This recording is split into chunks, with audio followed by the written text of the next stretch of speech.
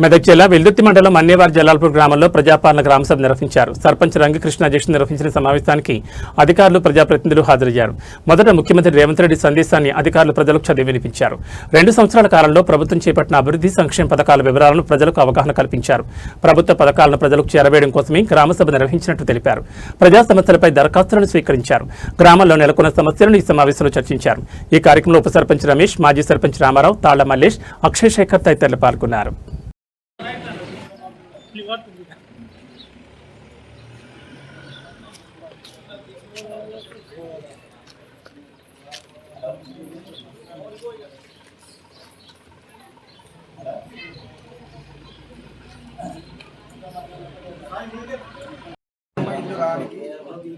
ఇల్లు రావడానికి చాలా సంతోషంగా ఉంది. చాలా ఏళ్ళ నుంచి ఎదురు చూసాము. ఇల్లు రావడము చాలా సంతోషంగా ఉంది. ఇది గత ప్రభుత్వం కన్నా ఈ ప్రభుత్వము చాలా లబ్ధిదారులకు చాలా మేలు చేసిందని భావిస్తున్నాను. బిల్లులో ఇట్లా 1000 లక్ష 3 టైమ్స్ బాగానే పడుతున్నాయి. ఎక్కడ పెండింగ్ లేవు.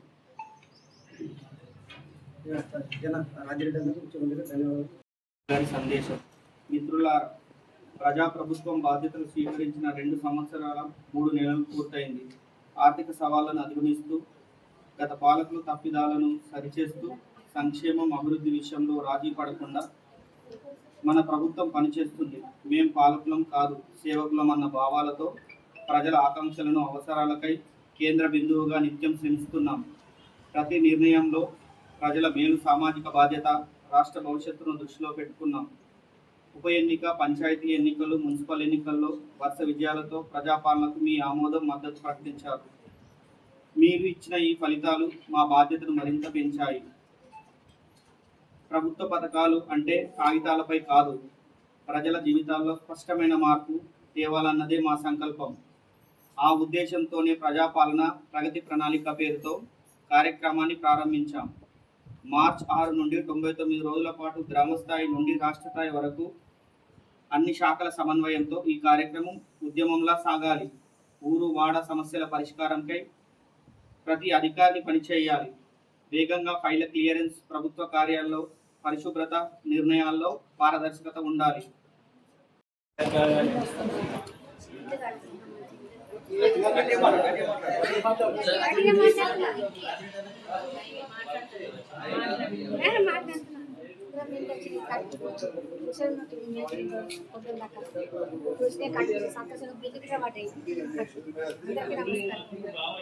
ముఖ్యమంత్రి